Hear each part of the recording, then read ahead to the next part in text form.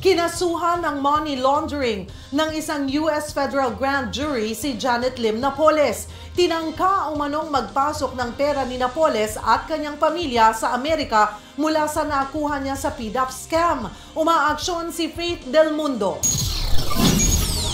Naniniwala si dating Pangulong Noynoy Aquino na may karapatan ng Amerika na extradite ang ituturing na PDAP scam queen na si Janet Lim Napoles. Ito'y matapos ma-indict ni Napoles at kanyang pamilya sa isang federal grand jury sa kasong money laundering dahil sa umunoy pagkukonsyabahan na magpasok na nasa $20 million doon mula sa nakuha niya sa pork barrel scam. Mayroon tayong extradition treaty with America. Noong time ko, there were 13 countries. Pero siyempre, we want to have our own justice.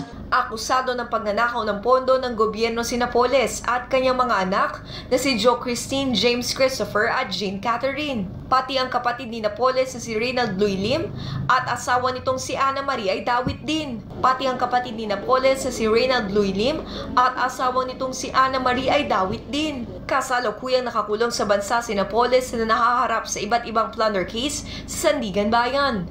Pero makikipagtulungan na raw ang US Department of Justice sa mga opisyal ng Pilipinas para maipadala sa Amerika mga akusado at mahatulan sila roon. Pero tila sampal daw sa Philippine Justice System ang inilabas ng desisyon ng Amerika kila Napoles, ayon kay Bayan Muna Representative Carlos Isagani Sarate. Naunahan pa raw kasi nito ang bansa na makonvict ang pamilya. Parang mauunahan pa ng Estados Unidos ang Pilipinas, no?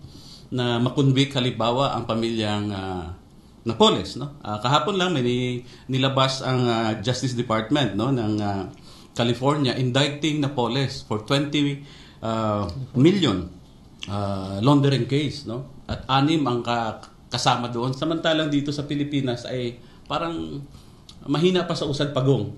Umaaksyon, Faith Del Mundo, News 5.